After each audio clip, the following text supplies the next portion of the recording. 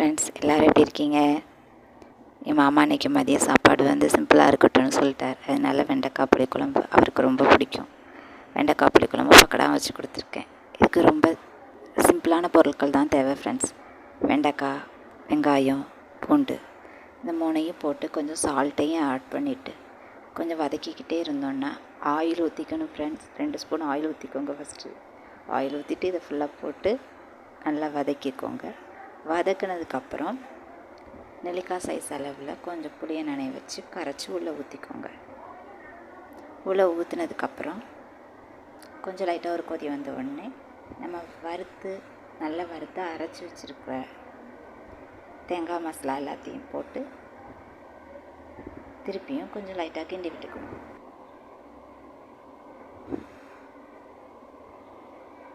எல்லாத்தையும் போட்டதுக்கப்புறம் தேங்காய் மசாலா ஊற்றிட்டு கூட கொஞ்சம் ஒரு டம்ளர் தண்ணியை ஆட் பண்ணிக்கலாம். அப்போ தான் நமக்கு அந்த காய் மசாலா எல்லாமே வேகிறதுக்கு கரெக்டாக இருக்கும். இதை கொஞ்சம் நல்லா நம்ம கிண்டி விட்டதுக்கப்புறம் சிறிதளவு இதுக்கு தேவையான மஞ்சள் பொடியை நம்ம சேர்த்துக்கிடணும். சேர்த்துட்டு கலந்து விட்டுட்டோம்னா அது கொஞ்சம் கொதிச்சிட்ருக்கும். இதுக்கு சைடிஷ்ஷாக நம்ம கொள்ளு துவையல் வச்சோம்னா ரொம்ப டேஸ்ட்டாக இருக்கும். அதை வச்சு சாப்பிட்டு பாருங்கள், நல்லாயிருக்கும். பட் நான் அன்றைக்கி அரைக்கலை. நல்லா கொதித்ததுக்கப்புறம் ஒரு தாய்ச்சில் 2 ஸ்பூன் ஆயிலை விட்டுட்டு அதில் இதை கொஞ்சம் நல்லா கிண்டி விட்டதுக்கப்புறம் இன்னொரு தாய்ச்சில் வச்சு ஒரு 2 ஸ்பூன் ஆயில் விட்டு கடுகு, வெங்காயம், கருவேப்பிலை எல்லாத்தையும் போட்டுக்க வேண்டியதுதான். எண்ணெய் காஞ்சிருச்சு. இப்போ நம்ம போட்டுக்கிடலாம். கடுகு வெடிச்சாச்சு. இப்போ நம்ம வெங்காயம், கருவேப்பிலை போட்டுக்கலாம். இதை போட்ட கொஞ்ச நேரத்தில் தக்காளி பழம் கட் பண்ணி வச்சுருக்கிறேன். ஒரு பழம் பெரிய பழமாக பார்த்து கட் பண்ணி வச்சுருக்கிறேன். ஏன்னா நம்ம புளி ஊற்றிருக்கிறோம்ல, ரொம்ப புளிப்பாயிடக்கூடாதுங்கிறக்காண்டி ஒரு பழம். அதை போட்டுட்டு கொஞ்சம் வதக்கிக்கணும்.